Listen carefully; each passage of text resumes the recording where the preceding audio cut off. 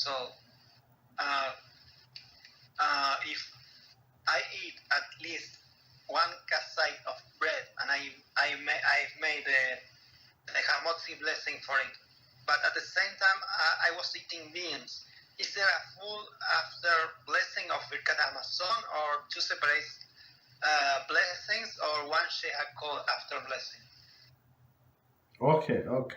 That's a very good question. So if you ate kizais of bread, so according to some lenient opinion, so this kizais actually covers the whole meal. So whatever you eat with bread, like whatever kizais is, like, I don't know, half of slice. Like if it's bigger bread, it's half a slice, right? So like maybe 2/3 of the slice, right? Of like, if you slice meaning in the middle of the bread, right? So all of the foods are covered, everything covered, and you say Birchas Hamazon, everything is covered. So of course we try, as I said, we try, if possible, to eat two kizaisim, kibeitza. So it's 2 ounces, or grams, it's like 56 grams or something, right? So if you eat, so like it would be according to all of the opinions, but we can always rely on the opinion that even if you eat 1 ounce 28 grams, that's you can say Birchas Hamazon,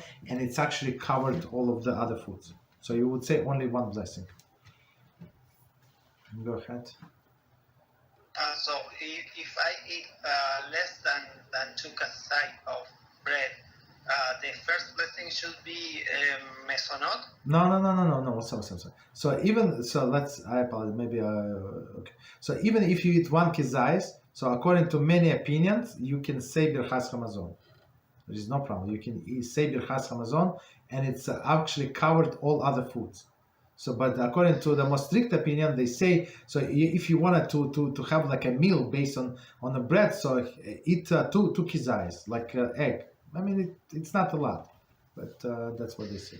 So, but you can rely on, you ate one ounce, and that's enough, and it covered all of the foods, all the salad, potatoes, beans, whatever you ate, rice, whatever you ate with bread. So it will be covered, but we are not allowed to leave the home before making Birkat Hamazon. Yes, yeah.